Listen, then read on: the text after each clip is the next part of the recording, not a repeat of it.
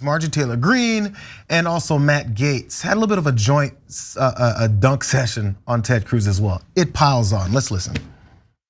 I think Senator Cruz is smart enough to know, since he's an attorney, that no one's been charged with terrorism, just like no one has been charged with insurrection. I think that was very irresponsible of him to call them terrorists, and I completely disagree. And the establishment will never love you, Ted. You know, you can bend over at bended knee for them, but they're just not going to love you.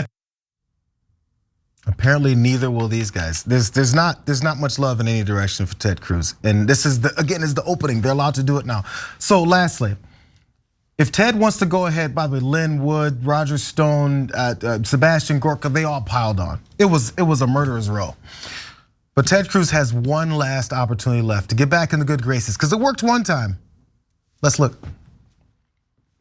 Hi, this is Ted Cruz calling. I was calling to encourage you to come out and vote on election day. Just wanted to encourage you to come out and vote. Thank you, and God bless you. Beta!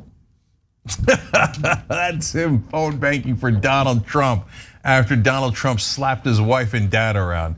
I mean, is there a more pathetic toad in American politics? And so that was a glorious funeral to Ted Cruz's career. But having said that, of course, the giant problem here is now anyone who ever disagrees with what I would consider the fascist wing of the Republican Party knows that they're going to get assassinated by Tucker Carlson, Matt Gaetz, Marjorie Taylor Greene. It's going to scare the bejesus out of every other coward Republican politician, which is pretty much every Republican politician. So they're gonna cower and snivel just like Ted Cruz did, but they're gonna know to keep their mouths shut and never disagree with the extreme right wing, because they're gonna get annihilated like this. So that is not good news for the country. Yes, Ted Cruz might be phone banking for Tucker Carlson one day, but that's also not good news for the country. Carlson is the one that went over and got tips on fascism from Viktor Orban in Hungary. Tucker's not, subtle about his fascist intentions. So that's him eliminating one of his political opponents on national television. And Cruz didn't even understand what was happening as he's getting humiliated, and because it's in his nature. He's a cuck by nature. So that catastrophe was years in the making. Man. Yeah, I think a lot of Republicans got some messaging notes from Ted Cruz this week, right? Like and obviously, like I think he's, if I remember correctly, he's actually used terrorists to describe the people that attacked the cops specifically before.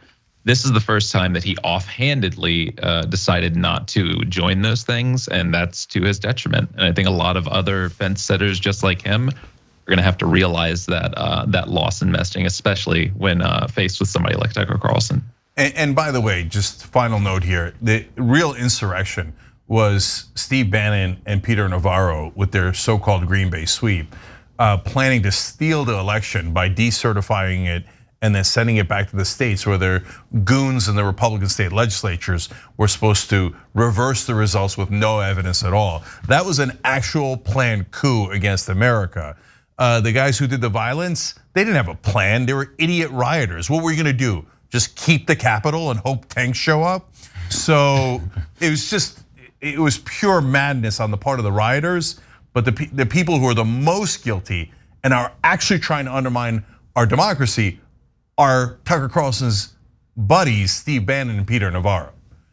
And oddly, Ted Cruz, who was joined in on that plan. Yeah, that's right. And if anyone should be called an insurrectionist, it should be Ted Cruz. You're right, Jerry. I'm so glad you said that, because the very first name that Navarro mentioned when talking about the coup that they had planned was Ted Cruz.